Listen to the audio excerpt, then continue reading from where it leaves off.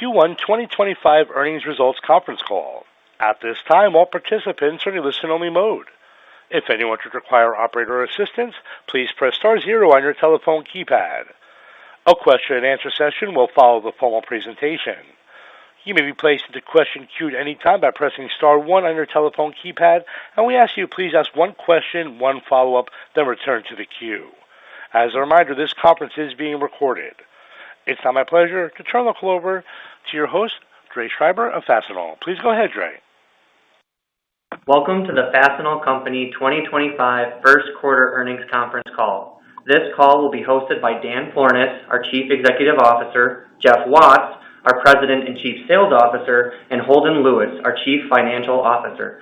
The call will last for up to 1 hour and will start with a general overview of our quarterly results and operations, with the remainder of the time being open for questions and answers. Today's conference call is a proprietary Fastenal presentation and is being recorded by Fastenal.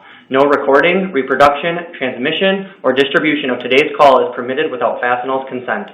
This call is being audio simulcast on the internet via the Fastenal Investor Relations homepage, investor.fastenal.com.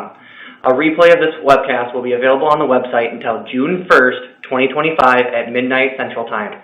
As a reminder, today's conference call may include statements regarding the company's future plans and prospects. These statements are based on our current expectations, and we undertake no duty to update them. It is important to note that the company's actual results may differ materially from these anticipated.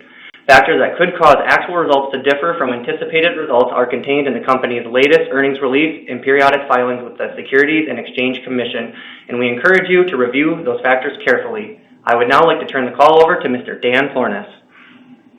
Good morning, everybody, and thank you for joining us for our Q1 earnings call.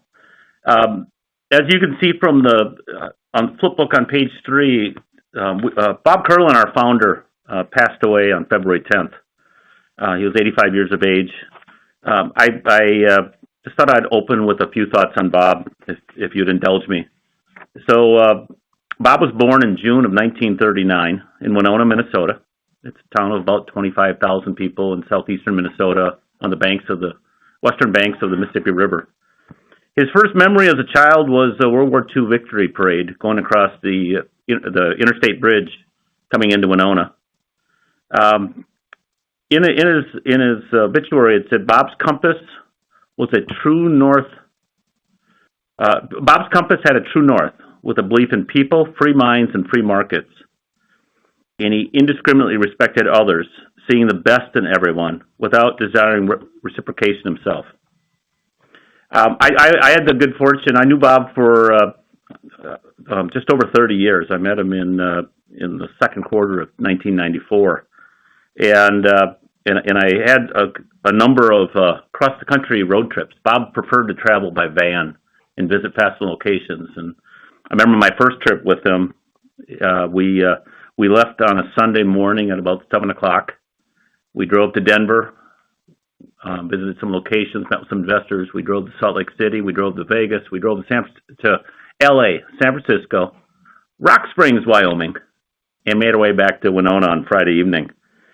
In that, I learned how well-read Bob was. And one thing I observed over the years is there was not a day that Bob Curlin did not read the Wall Street Journal from cover to cover. And I thought it appropriate, based on my travels with him, that in his obituary it said Bob's sense of humor was kindled from old Mad magazines, Bob and Ray comedy shows, which I might be older than most of the folks at Fastenal. I'm not sure what that is. Steve Martin and Bob Newhart. I do know the latter two, and I do know the Mad magazine reference. About 60 years ago, Bob convinced 4 friends to invest in a vending company selling nuts and bolts. The idea didn't work, and he after calling on customers, understanding what they needed as far as helping in their supply chain needs with fasteners, he went with Plan B, and that's the organization you know today, and that the investing public first became aware of in 1987 when we went public. 40 years after our start, in around the 2007-2008 timeframe, we revisited Bob's vending idea. Today, about 25% of our revenue goes through a vending machine. And we've added a lot of other technologies to that since. And if you look at our broadly defined FMI or Fastenal Managed Inventory, which is really point-of-use technologies that we've deployed, over 43% of our revenue today goes through some type of technology platform. And, there's been a number of articles written on Bob over the years and recently. I remember the first one after a trip I'd done with Bob. He was regarded as frugal, the cheapest CEO in America. The fact that he shares hotel rooms with other Fastenal employees when he travels. On all my trips with Bob, I shared a hotel room. And he wore used suits. And they painted somewhat of a caricature about Bob. But I think in many ways they missed the point. And so what our flip book includes is an excerpt from a book Bob wrote in the late 1990s titled The Power of Fastenal People. And he talked about philosophy on leadership within the organization. And he had 10 rules about leadership he had coined over the years. And I'm sharing that with our folks on the call today, whether that be shareholders, analysts, employees of Fastenal, others, in hopes that more of society can capture some of the ideas that Bob shared with us. I was very blessed to have met Bob, as I said, 30 years ago. Like many others at Fastenal, he changed the course of my life. For me, the ones that stand out particularly when I think of Bob is the first rule about challenge rather than control, treating everyone as your equal, see the unique humanness in all persons, let people learn, and we've tweaked that a little bit to challenge people to learn, and ask them to consider changing when they learn something new. And then finally, remember how little you know. We have a lot of tenure within Fastenal. A lot of people choose to start their career young with Fastenal and spend their career here. Whether you've been here 5 years or 30 years, you always have things to learn. And Bob carried that mantra through his entire life, and he will be sorely missed. I was personally blessed in that a couple of weeks before he passed away, I had a nice visit with Bob, and we served on the board of another organization together, and we had a nice conversation afterwards. And he is sorely missed in the organization and in the community at large. Thanks, Bob. Flipping to page 4, some thoughts on the quarter. From a quarterly perspective, our sales grew about 3.5%. We had one less day, so our daily growth grew about 5%. The marketplace we operate in is still sluggish. I deem what's happening in our growth as mostly self-help, things that we're doing from an execution standpoint, and there's an element of comps in there too. But it's mostly self-help, and I make that comment when I look at the sequential patterns of our business, because that's about how we're executing new customer relationships we're creating and expansion of existing customer relationships that we're creating. We're executing at a very high level. And when I think of, we made a lot of changes 2.5 years ago within the organization. As we came through COVID, we had drifted apart a little bit. And we weren't as focused on a common goal as we should have been. As travel resumed, we saw signs of that, and we made leadership changes in our sales side of the organization. And everybody has been in their roles now a couple years. And you're really seeing it gel, and it's shining through in our numbers. The quarter is a little odd to look at if you think about it from a monthly perspective, but don't be misled by that either. January was a bit understated because of weather, and March is a bit overstated because of the timing of Easter. I don't know if Holden will agree to my number here, but I estimate about 2.5% of the growth in March is a bit about Good Friday being in April. But regardless of that, even if you adjust for the weather in January and you adjust for the Easter timing in March, the sequential pattern is quite strong, and it's strong in all of our geographies, which is really good to see.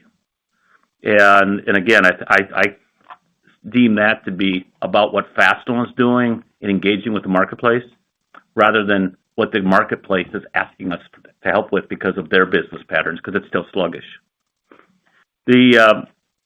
As is typical of April, we held our customer expo. A few of us actually traveled back yesterday. The expo was finished on Wednesday evening and flew back on Thursday morning. We had, similar to what we witnessed in 2024, record attendance by customers at the event.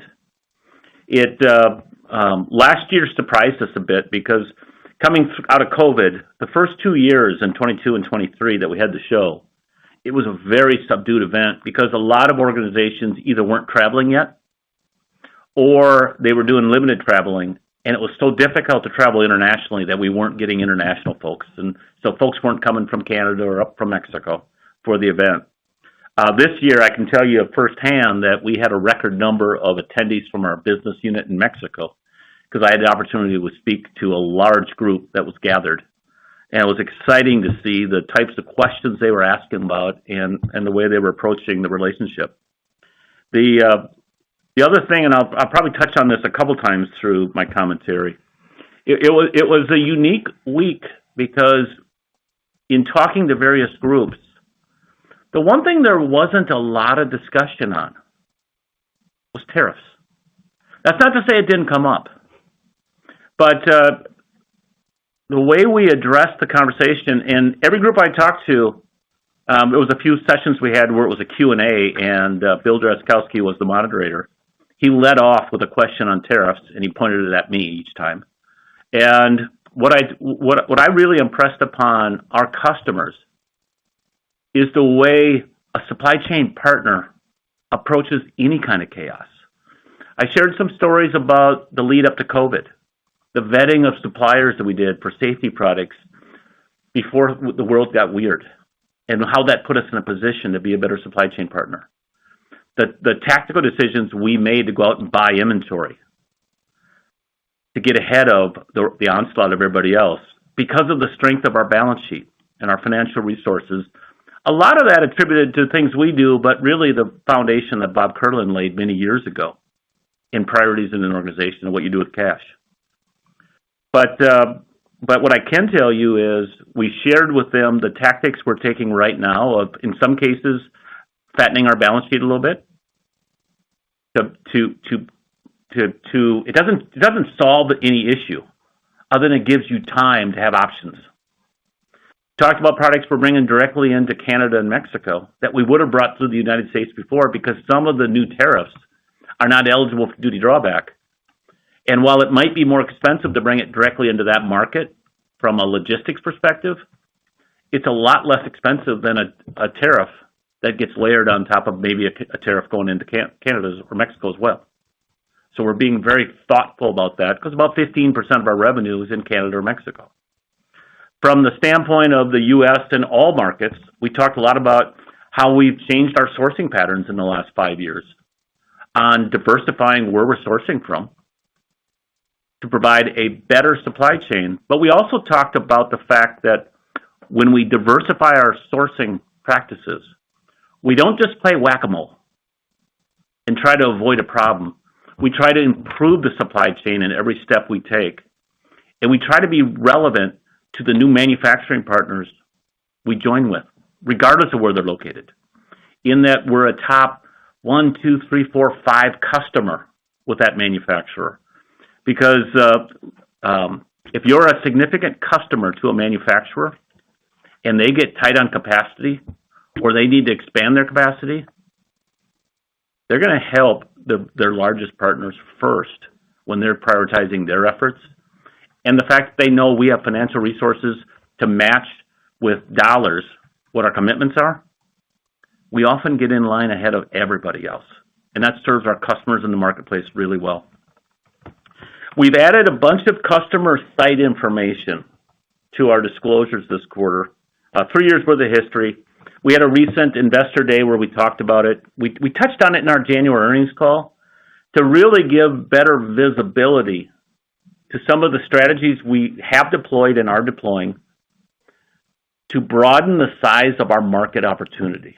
When I think of stepping into this role a decade ago, one of the points I made to our board was coming from my old role. I had the advantage of I'd studied the numbers of Fastenal for years, and I had had a lot of conversation with our regional leaders over the years.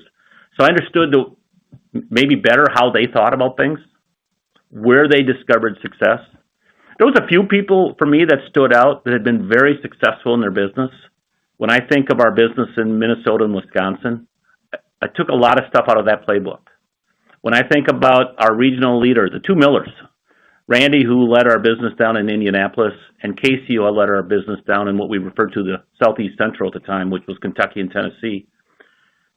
Our team in Mexico, our team in international more broadly. Jeff Watts at the time had a lot of discussions to really understand their tactics for growing because they had consistently discovered the success, maybe sometimes when others hadn't. Bob Hopper is another one on that list where I touched with, and he covered our Florida market.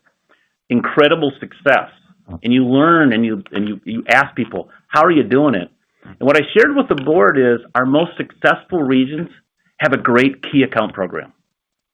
If you put me in this role, I'm going to drive the business towards where they're discovering success because I think it broadens the market for Fastenal, but we have to lower our cost structure to go after that kind of business. And I'm pleased to say we've done that. And you see the success that shines through in some of those customer site information statistics. Finally, on page 4, we inched up our dividend from 43 to 44 cents, and it's a dumb reason. Yeah, I'll give you a little historical perspective. In 2003, our total sales, we needed 10.5% growth to break $1 billion that year. We came in at 9.9, and we reported $995 million in sales. That was cool, but $1 billion plus would have been neater. But we can't change our sales. We can influence it by our activities, but we can't change it, at least not legally. In 2018, our operating income we needed 13.4% growth to break $1 billion that year. We only got 13.3. We came in at $999.2 million of operating income. We can't change that one either. Holden did get a dirty look from me, but we can't change that one. But we can change our dividend. So in the first quarter, we paid out $246 million, and I looked at Holden and I said, can we bump that up a penny? If our board goes along with it and we continue this dividend through the year, we'll break $1 billion in regular dividend for the first time. Dumb reason. Sorry about that. Flipping to page 5, FMI, we continue to execute at a high level there. Given the comment I just made about dividend, I'd feel a lot better if we had 130,000 devices, not 129,996. But I'm going to round it and say we have 130,000 devices deployed in 25 countries. Our device count grew 12.5%. When you look at our safety sales growth of almost 10% in March, that's about execution in FMI and our vending more generally, but FMI more broadly. Going down the page, digital footprint, 61% of total sales versus 59 and 54 1 and 2 years ago. Our goal remains in October, 66 to 68% of sales is going through digital footprint. And that's what we're working towards. And then again, the customer site data, success in our 10K plus sites. And what that means is this is a customer, it's a building, it's a campus where we provide more than $10,000 a month in product and services. A subset of that is what we call on-site-like customer sites, and that's where we do more than $50,000 a month with that customer. That group grew 7%. So that's about executing and engaging with customers at a high level. There's one category that you'll see that doesn't shine so strongly, and that's our under 5K, and it's really our under 2K, a subset of that.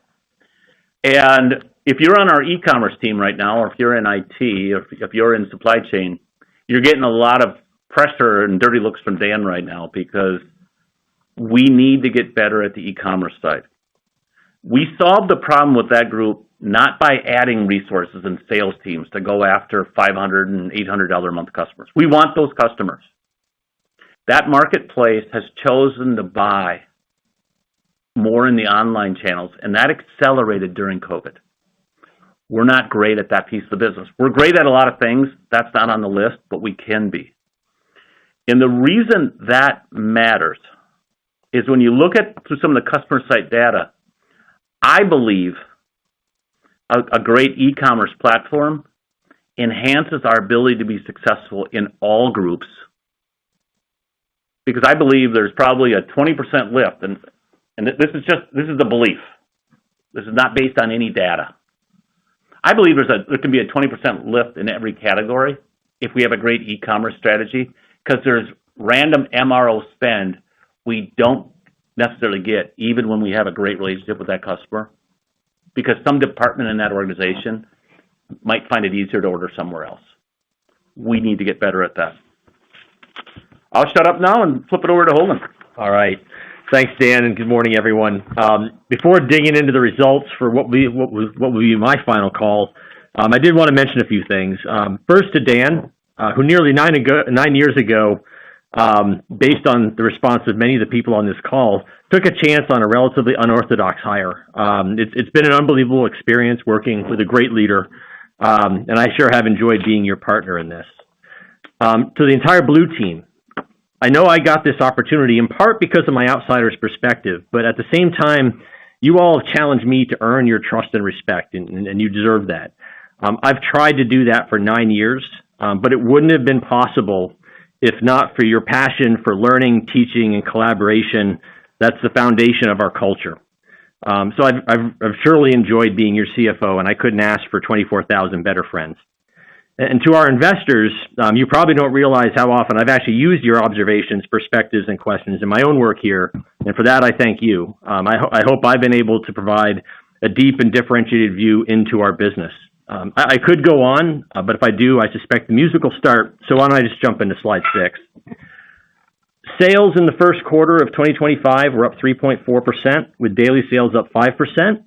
That's our strongest daily sales rate since the second quarter of 2023.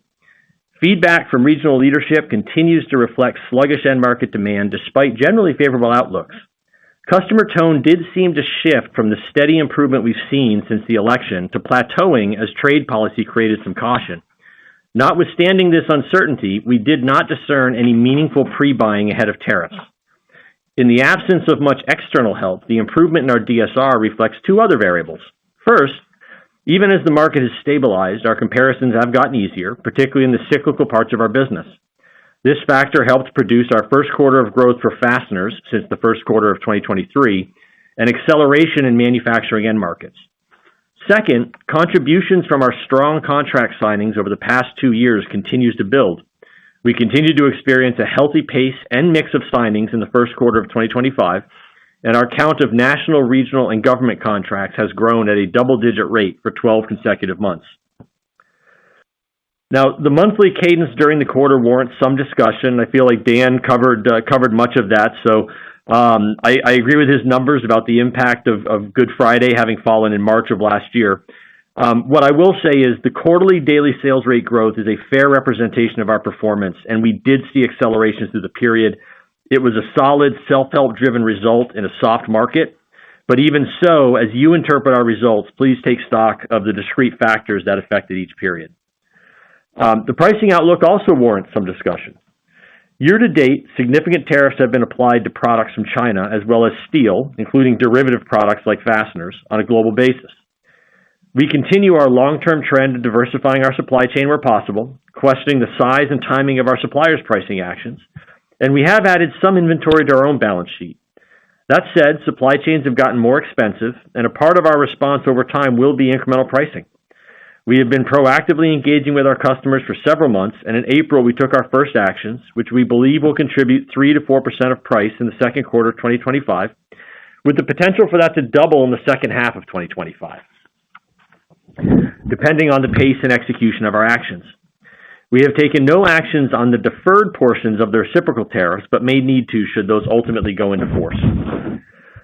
We are encouraged by the easier comparisons, the improved sentiment, and particularly our internal momentum. That said, we have limited visibility and share our customers' uncertainty over how current trade policy may impact demand over the course of 2025. However, Fastenal has historically been able to win market share during periods of disruption on the strength of our nimble sales force, our frugal and adaptive culture, and the weight of the technologies and global supply chain resources we can apply to finding solutions to customer challenges.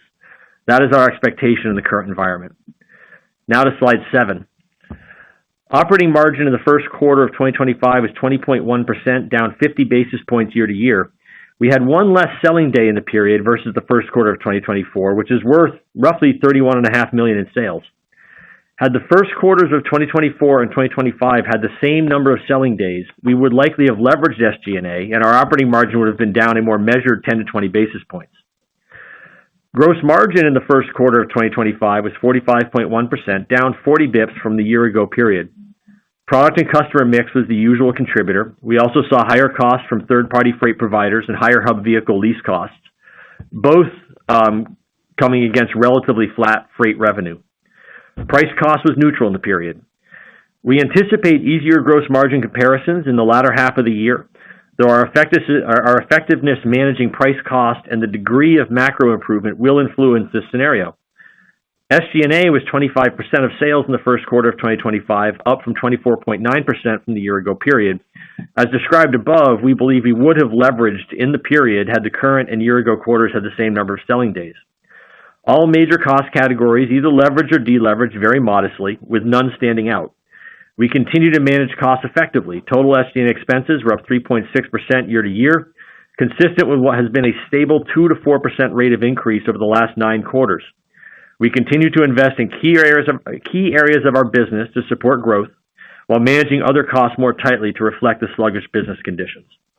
Putting it all together, we reported first quarter 2025 EPS of 52 cents, flat with the first quarter of 2024. Now turning to slide 8. We generated $262 million in operating cash in the first quarter of 2025, or 88% of net income. This is a lower conversion rate than we might typically achieve in a first quarter, reflecting our current investment in working capital. Otherwise, we remain comfortable with the cash generation of our model and continue to carry a conservatively capitalized balance sheet, with quarter-end debt being 5.1% of total capital. Accounts receivable were up 5.4%, reflecting sales growth, relatively faster growth with larger customers that tend to carry longer terms, and an uptick in quarter-end deferred payments from our customers. Inventories are up 11.9%. Not different than the preceding quarter, we have increased inventory as part of our effort to improve product availability in our in-market locations and improve picking efficiencies in our hubs. We have added stock to support customer growth, including expected incremental growth in the warehousing space, and we accelerated some inventory scheduled for future delivery into current periods ahead of potential tariffs.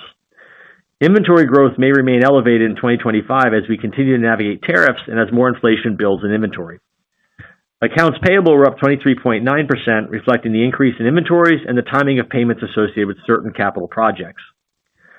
Net capital spending in the first quarter of 2025 was $53.8 million, up from $48.3 million in the first quarter of 2024.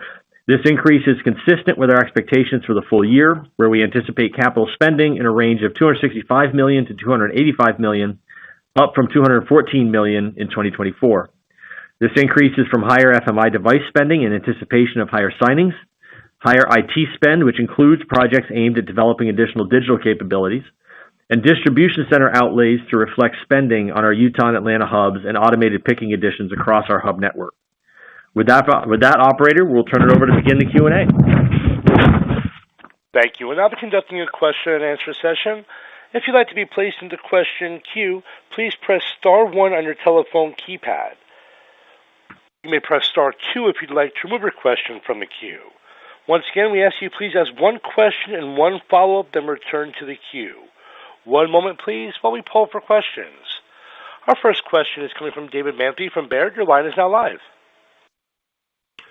Thank you. Good morning, everyone, and Holden, thanks for everything and best of luck. Thank you. Good morning. Good morning, Dave. Good morning. So, your customers may not be talking about tariffs, but that's all we talk about here on Wall Street, so I'll start there. If you could just, Dan, maybe talk about the 145%. I don't know how realistic that is, but if that type of tariff is actually implemented even for a short period of time, are your customer contracts set to absorb the timing and magnitude of that kind of increase, and just any other thoughts you have around if that should transpire? Yeah. So you're talking about specifically the China non-steel tariff, because for us the China steel is with all the recent noise is a total of 70%, but 45 of that is new. And but going to your question, do our contracts have the capability to adjust pricing? Yes. The question you have to look at is what optionality do you have as far as alternative sourcing? Because if we move steel-based product out of China, there's the 25% Section 232 that's on steel and metal products, essentially. But it changes quite dramatic because you don't have the other duties that have been put in place both back in 2018 and earlier this year. So it becomes an optionality. And so most of our discussions with customers is frankly on optionality and things we're doing. But our contracts do allow for that. You have to ask yourself what demand gets destroyed. But keep in mind, for most of our customers, every dollar they spend with us, they're probably spending $10 somewhere else. Whether that be products, if it's in an OEM setting, products they're directly sourcing. So you have to look at it and say what businesses become not economical when you have that type of steel-based tariffs.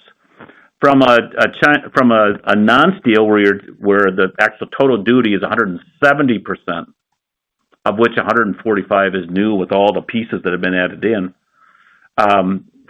Again, same fact pattern, but there are in many cases some optionality again for how you can direct the spend, depending on the willingness of the customer and the availability of alternatives. The other wild card and the piece that we have no control over is a lot of products that we source are branded products that are coming from suppliers in country that are having product manufactured with their name on it somewhere else on the planet. And the question is what their ability is to change sourcing and to manage through it. But Dave, getting back to your question, yes, we do have the ability to raise prices. And probably the only other thing I would probably add to that is, the ability includes not only the contract terms, but frankly, I think at the customer expo, a lot of the discussion was about visibility, clarity, certainty, and the fact that we have direct sourcing capabilities gives us a degree of knowledge about what's happening sort of in the source markets that a lot of our competitors, frankly, might be buying from master distributors and may not have the same visibility. The pricing review tool that we developed in 2018 in response to that round of tariffs provides a tremendous amount of granularity to our customers. And so when you're starting off and your opening conversation, is very detailed about the whys and the whats and the wheres, you never say this is an easy conversation, and the order of magnitude is somewhat, something we haven't navigated before. But we start off in a much stronger position because of the capabilities we've created to communicate effectively. But Dave, where a lot of the conversations went with customers was actually to tactics that we're taking, because we're very transparent with our customer of things we're doing and have done. Because we've been modifying our sourcing teams quite dramatically over the last 5 years. If you go back to 2019, the year before COVID hit, and right after the tariffs, if I look at other sourcing we have in Asia, for example, our teams outside of China are 10 times larger today, sourcing teams. Now that's working off a pretty small base than they were in 2019, because we wanted to move. The way you move faster is you get closer to the manufacturer. But a lot of discussions with customers, and I know we're taking this question in a lot of tangents in our answer, but hopefully it's answering maybe some other questions that might be out there, is sharing those tactics with our customers, because in some cases they're searching for answers too. because they have to solve the other $9 to spend for every dollar they have with Fastenal, where they're sourcing directly. And in some cases, we might help them find some manufacturing capability. That's what a supply chain partner does. And I believe we're poised to be more successful in this type of environment, just like we were during COVID and the reemergence of the global economy after COVID, because we sourced in so many places and we know our customers on a first name basis locally, and a lot of that sourcing is done locally too. And perhaps the last piece of that, I would say, talking to Bill Drazkowski, who heads up national accounts, he said that where the dialogue went at the show was much more about show me the math so I can understand what's happening, and then don't shut me down. And that seemed to be the mindset of our partners and customers at the show around this. That's very helpful. Usually the analyst asks 4 questions. This time I asked 1 and got 4 answers, so I'll pass it on. Thanks a lot, guys. Thanks, Dave. Thanks. Thank you. Next question is coming from Stephen Volkmann from Jefferies. Your line is now live. Great. Good morning, everybody. I guess I'll ask the next one here. How do you? I mean, the magnitude of these increases is pretty unprecedented. Do you try to sort of smooth this out for your customers, or does it just become very? Oh, I hope we're still here. Yeah. Kevin, can you hear us? You are, yes. Please proceed. Okay. The question cut off there. That's why I was wondering. As Holden mentioned, we do so much direct sourcing because of our scale of operation. It gives us much more visibility to communicate with our customer and transparency. And we do have some buffers in that we have some inventory, so it allows you to step into things in a different way. Because we don't want it. Our goal here isn't to profit on the inventory on the shelf. Our goal, profit because of tariffs, the inventory on the shelf. Let me rephrase that. Our goal is with that natural hedge, how can we use that to our customers' advantage as we manage through this? And it gives us time for some optionality on certain products. And in some cases, that when the tariff situation is changing daily. In fact, this was every week starting February 10th. Kevin Fitzgerald and our team that provides communication to the field and guidance to the field. We've been putting out an updated video. In fact, it was just a new one that came out this morning because it's been a moving target. And even during the course of our conversations, numbers were moving around because the week started and ended in 2 different places. There's no way to cushion 145% tariff. There's no math that you can make that work. The question is what optionality do you have, because on non-steel product, if we source it out of Taiwan, the math changes from 145% of new tariff to 10. Or if we source it in other places in Asia or other places around the world, then the number goes to 10, but it might be 30% more expensive. Or more, depending on their ability to produce it and to produce it in a chaotic environment where there's a lot of change going on. And so, but there is no silver bullet that will cause something where you have a tariff that was declared on Wednesday, I guess it was. Yeah. That's 145%. That's just math. But we do try to align the timing of the timing of the costing hitting our COGS in terms of thinking about how we're going to affect pricing. So, when you talk about smoothing it, we try to align with where the market is. The one thing I would point out, though, I think everyone's aware that we have turns of about 2.5 times. As it relates to this matter, once something actually hits the U.S. shores, our turns are obviously much faster with all of our products, right? And so in the case of tariffs, when those go in, it's really only a couple of few months before the costing is beginning to catch up, with the P&L. And so that's why when you think about the cadence of tariff conversations are really heavy in February and March, and we took our first steps in April, even though we have a very long supply chain with 2.5 turns, that was because tariffs begin to hit much faster than generalized inflation. And so to Dan's point, we aren't timing this to pull margin in ahead of costing. It's just tariffs move through the P&L a little quicker. Thank you, guys. I'll pass it on as well. Thanks. Thank you. Next question is coming from Ryan Cook from Wolfe Research. Your line is now live. Good morning, and thank you for taking my questions. Morning. Maybe we could just spend some time on SG&A. I know you called out some elevated freight expense again within that other category that was up double digits.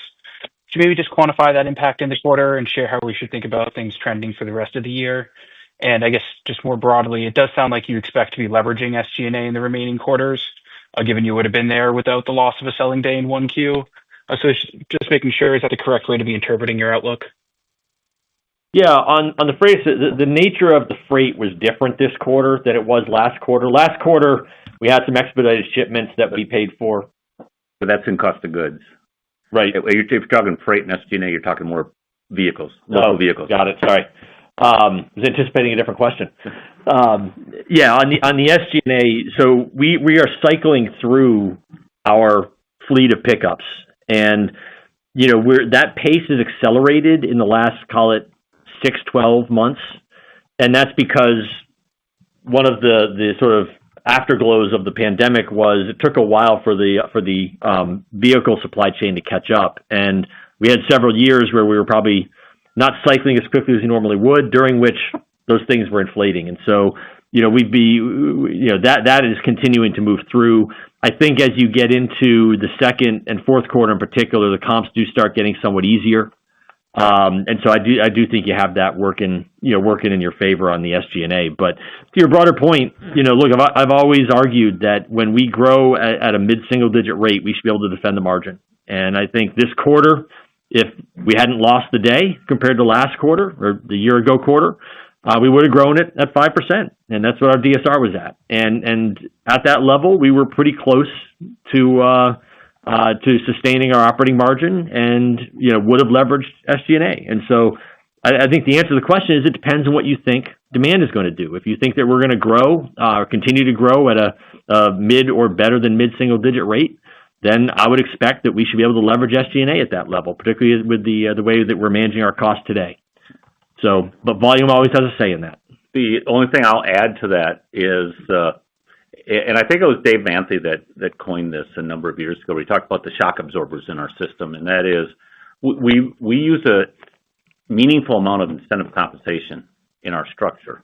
And one of the messages I had for our leadership earlier this morning was, as we're moving into the second quarter here, we did a nice job of managing expenses. Our sales growth has picked up. We expect that to continue as we move into second and third quarter, and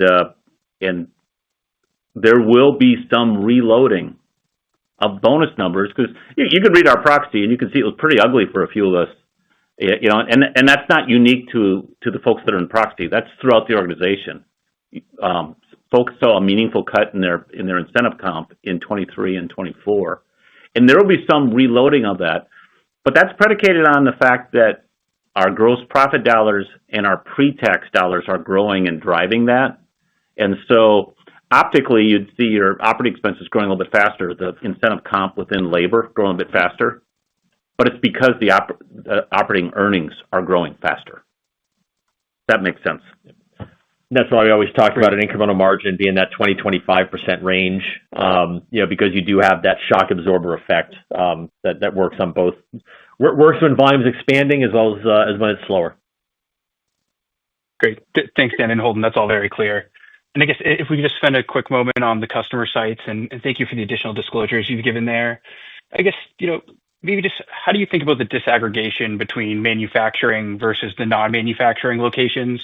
Should we think of the pruning opportunity as maybe more substantial on the non-manufacturing side, given those look to be a little bit heavier mix of the slow spend customers, or anything you could share on just how you think about the two differences there and maybe if there's any significant margin differentials to think about? Well, I'm not sure there's a difference between manufacturing and non-manufacturing as much as there's a difference between the services that are utilized. The reality is what we sell are supply chain solutions, using a high touch model and a lot of technology. And, we need customers that have the scale to take advantage of that, and are willing to sort of pay for the savings and advantages that we can bring to them. Whether that's a customer in manufacturing, non-manufacturing, to some degree is somewhat agnostic to us. When you look at the bucket information and you look at what's happened to the total customer sites in that less than 5K group, the reason that's acting the way it's acting is in part because we've closed branches. That process is obviously, stabilized, but, part of the reason we've lost customers is because we've closed branches. The other part is because a customer that does $500 a month with us doesn't use a lot of the tools that we can bring to bear for customer supply chains. Whereas a customer that spends 10K or more a month with us, they're typically using multiple of our solutions, right? And so when we think about manufacturing and non-manufacturing, I don't think there's as much of a distinction there as much as there's a distinction between the size and the opportunity that exists with the customer in either of those spaces. Great. One thing I'll add to that is on the the manufacturing obviously is a more cyclical customer base to a certain degree. The non-manufacturing includes some customer segments that we've enjoyed success with that aren't manufacturers, and they're businesses that are involved in warehousing and distribution, typically supporting e-commerce models. They might be organizations that are involved in data centers. They might be organizations. I've talked previously about some of the success we've enjoyed with on-sites going through the COVID period. For example, and I mentioned Bob Hopper earlier. I go down and visit Bob once a year. He usually doesn't let me come to Florida in the winter. I have to come in the summer, but hotels are cheaper. But when I come down to visit, invariably I'm going to a K-12 school district where we have an on-site, or I'm going to a boat manufacturer, one of the two. And so there's roughly 600 4-year state colleges, 2-year technical colleges, K-12 school districts with more than 20,000 students in the United States alone. If you take that number to 10,000 plus students, that 600 goes to over 1,300. Prior to COVID, we had fewer than 5 on-sites with higher ed or K-12. Coming out of COVID, it had grown to 25. Of that 600 number, I don't know this for a fact, but we're probably sitting there with about 5% of them right now. And those would be in that bucket, and that's where we found success because that group of customers found we were special during COVID because we could get them stuff other people couldn't get. And it opened up their eyes to the potential of some of the FMI devices, the resources we can bring to their supply chain. And I'm pleased to say in the last few years, we've had on-site customers that are in the Final Four of the basketball tournament, and we're rooting them on. And we had one this year as well. So, but it's a case of, that's one of the reasons to break that out. But that group is less cyclical, given what they do.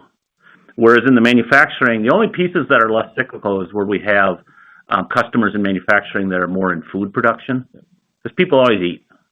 Might change what they eat, but they always eat.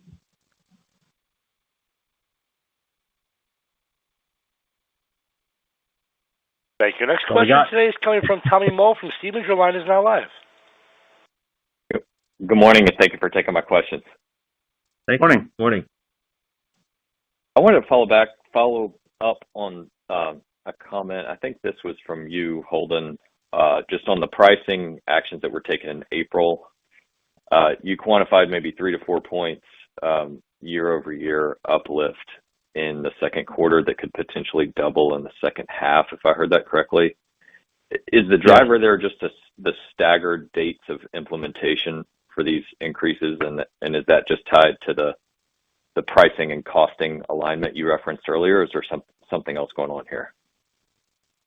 Staggered timing, as well as just the timing it takes to sort of implement, have conversations.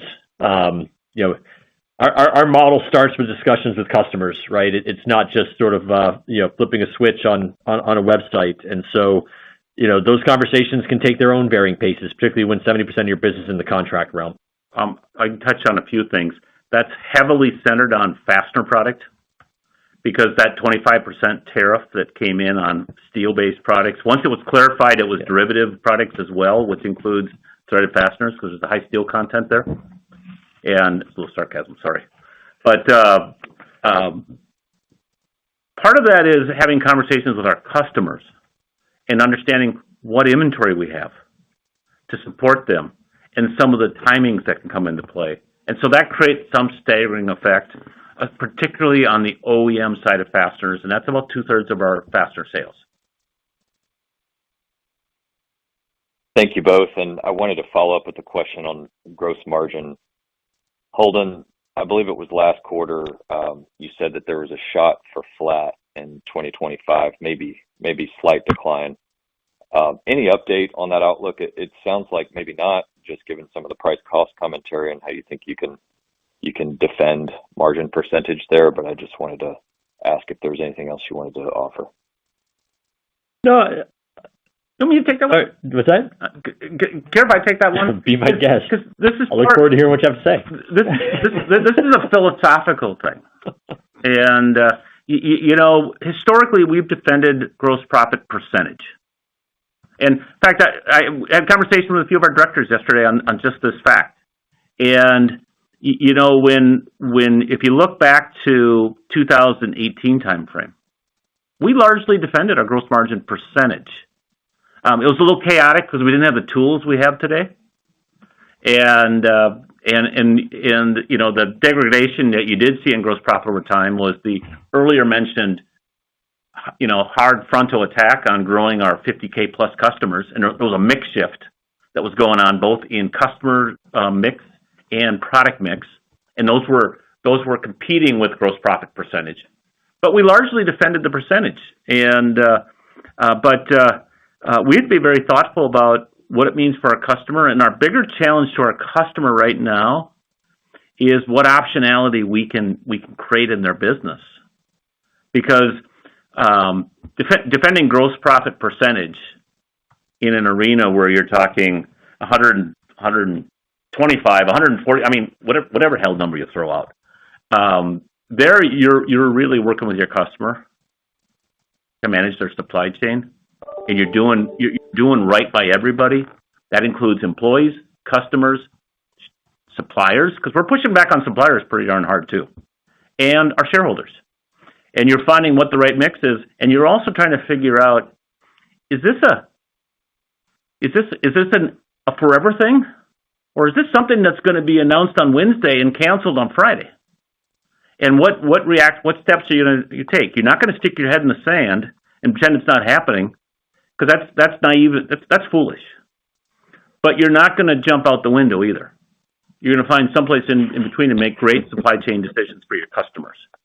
And our goal has always been to manage gross profit percentage through scenarios. Our real goal long term is to grow relationships and discover more customers that find the Fastenal supply chain model to be special. And then with existing customers, once established, to grow our footprint with them and be special for more things. And that's an incredibly trusting relationship. And we're going to do right by all four constituencies I talked about. And all four are going to get pushed as we go through this. Suppliers, customers, shareholders, and employees. And I think with that kind of mix, I think our shareholders do really well investing in Fastenal over time because we have our head in the right place. And we keep our eye on, despite this quarter and beefing up our inventory to do a number of things strategically, we keep our eye pretty well on our cash flow operation too. And I see we're at 5 minutes on the hour. We can take one more, if it's a quick question, but in case we run out of time, I do want to reciprocate and say to Holden, thanks for the last 9 years. You brought a very unique insight to the Fastenal organization. I always used to get home and my wife would ask me, hey, how were the questions today? Or some of the follow-up questions. And I'd always share a handful of names who asked, some folks that would add some really, really good questions. Holden was always on that list. And so he will be missed at Fastenal. But if there's one more question, we'll take it. Our final question today is coming from Chris Snyder from Morgan Stanley. Your line is now live. Thank you. I appreciate you squeezing me in here. I just wanted to maybe ask you, Dan, about fastener supply chains. You know, they're very heavily tied to Asia. When we look at other industrial categories, we did see more of a shift to Mexico over the last 5 years. That hasn't really happened in fasteners. So just, you know, are there contract manufacturers in Mexico that could, you know, kind of take on some of this production? If not, any views as to why? Because when we think about a fastener, the majority of the COGS are transportation and metal. So I would think that, you know, producing, you know, domestically, even in the U.S., could make sense for that category. So just wondering if you had any thoughts on that and what that could mean for Fastenal if the supply chain is getting shorter. So not a really you know, yeah. I don't have a great answer for you other than there are sources of product in North America, and we source product out of Canada, but there are sources of fastener product in North America. We took a really hard look ourselves over a multi-year period of taking some of our working capital and redirecting that into fixed capital and saying, could we take some of the dollars we have on the balance sheet because we have a long supply chain and build our own capability? And we did a lot of, and you know, the U.S. has some things, North America has some really key things going for it long term. And the most critical one that I can think of is there's no place on the planet, industrial place on the planet, that has a more reliable long-term source of stable cost energy than North America. Whether we choose to use it or not, that's a different question. But there is nobody with the capability, industrialized area, that has that capability. And so it does create a unique advantage. The problem is there's such scale in Asia with fastener production, with steel production, and by extension, fastener production. Such scale that's been created. Because automotive took fastener manufacturing to Japan and South Korea post-World War II, you know, in the 50s and 60s, long before we even existed. And so there's such scale over there. Part of the issue you have in North America, and this comment includes Mexico, there isn't the same scale that's been developed as far as competitive fasteners. And obviously, this changes the math. And the real question is, does the marketplace, do the producers of fasteners believe the investment is justified? Because, you know, you hear on all the talking shows, CNBC in the morning, about certainty and all this kind of junk. There is no certainty in the world. There never has been. But if it's government mandated, that's a really weird thing for certainty. Because if the economics work because there's a 50% tariff, or a 25% tariff, or a 75% tariff, and that tariff can go away in a day as easy as it can be created in a day, are you going to make that investment in Mexico for scale manufacturing? You may or may not. My guess is you probably won't unless you have comfort that you can put $500 million into a plant and that 25% piece will be there for the next 15 years, 20 years. You're not going to do it if you think it could disappear in 2. And that's the challenge. But we have not found scale manufacturing capabilities to satisfy our needs in North America. Thank you. We've reached the end of our question and answer session. I'd like to turn the floor back over for any further closing comments. I already slipped in my comment on Holden, and as always, thank you for participating in our call today. And in future quarters, between Jeff, Cheryl, and Dan, we'll try to step into the void that Holden will create. So be patient with us. Thank you. Thank you. Thank you. That does conclude today's teleconference and webcast. You may disconnect your line at this time and have a wonderful day. We thank you for your participation today.